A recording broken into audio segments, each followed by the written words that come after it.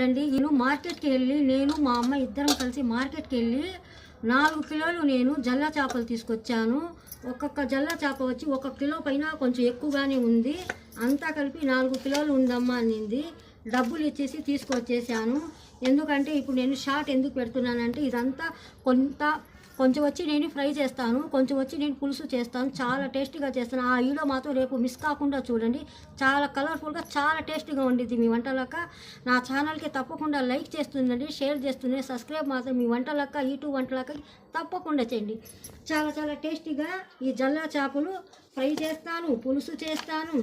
ఈరోజు ఏమో మా ఇంట్లో టిఫిన్ చేశాను ఫ్రెండ్. టిఫిన్ చేసేటప్పుడు నాకు ఈ చేప చేయడానికి లేట్ అయింది. ఎందుకంటే ఈరోజు చపాతీలు చేసి నేను చికెన్ కూర వండాను కదా, ఆ చికెన్ కూర వేసుకుని చపాతీలు వేసుకుని తిన్నాము. అందుకోసం చాలా లేట్ అయింది. ఇప్పుడు నేను చేపలు శుభ్రంగా రుద్దేసి మంచిగా అప్పుడు ముక్కలంతా కట్ చేసి పులుసు రెడీ చేసుకుంటాను.